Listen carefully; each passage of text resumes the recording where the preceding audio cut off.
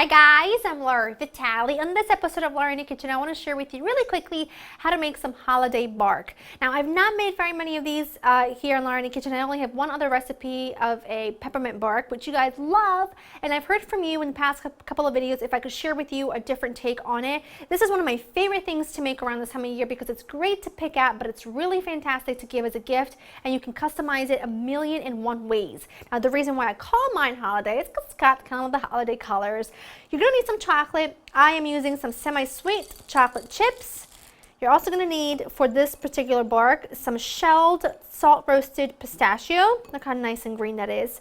I've got some dried cranberries and some lightly toasted coconut. That's going to give me the sort of red, white, and green holiday color. Beautiful, and everything goes really well together. So it's got to be cute, but it's got to taste phenomenal. That's my motto.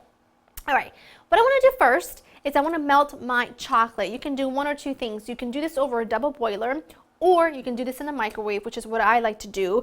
I have a melt setting on my microwave. I am just going to melt this for about a minute or so, or until it's completely melted. In the meantime, get yourself a baking sheet and line it with some parchment paper and get that ready.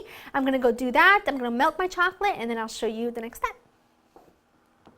That looks fantastic. You want to make sure everything is really melted, but you don't want to scorch your chocolate because if you burn chocolate, there's absolutely no coming back from it.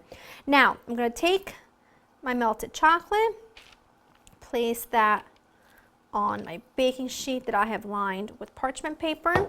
I have a small offset spatula. You can use whatever chocolate you want, you can use whatever toppings you want, you can do whatever your heart desires, but this is a really lovely combination of not only flavors but also textures and colors, and I think around this time of year it is kind of important to think of those things, you know, because it's a very festive time. It's really the only time of year I pay attention to those little tiny details, and I think that's sort of delicious. It's special, you know, so trying to get this sort of in a thin layer, not too thin, but you want this to be like an even layer. Okay, save that for me.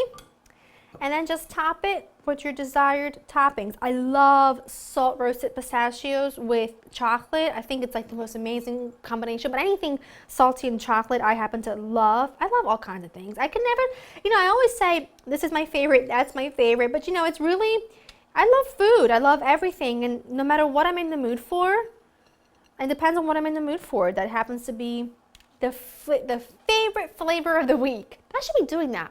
That should be a thing. What's your favorite flavor of the week? All right, then my lightly toasted coconut. Love coconut. Want to hear a funny story? When we go to Italy, we tend to go in the summertime, and when we go to the beach, I like to sort of push down on my cranberries so that they kind of stick to the chocolate. When we go to the beach in Italy, they've got a lot of vendors on the beach. They've got a vendor for corn, water ice, fresh cut fruit, and they also have vendors for fresh coconuts. And now I can't look at coconut the same because every time I look at it, I think of this guy that walks around the beach going, "Coco, Coco, bello Coco." And it goes on for like ever. You think it's the same guy over and over again, but it's not. There's multiple coconut vendors. Anyway, every time I see coconut, that's what I think.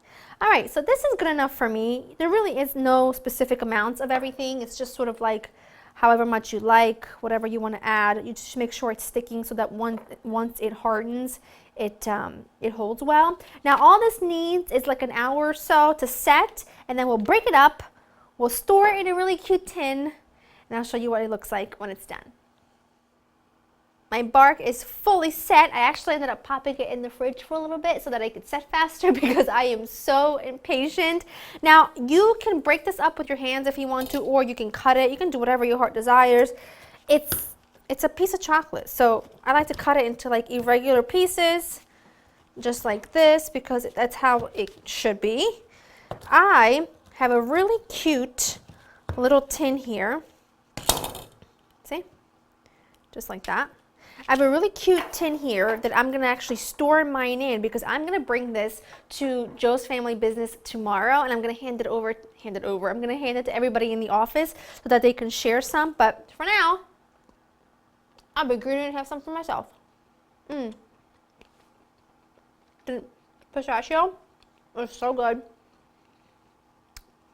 And that coconut is a moneymaker. As you can see, it's really simple and really easy, but just with a few ingredients, I was able to make like my own chocolate candy. And I love the way this looks. I love it piled in a cookie tin, just like that.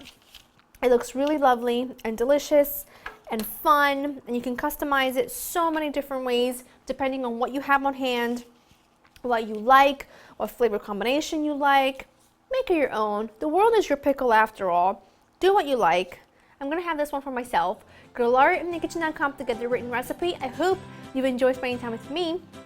Make your own, and I'll see you next time. Bye-bye.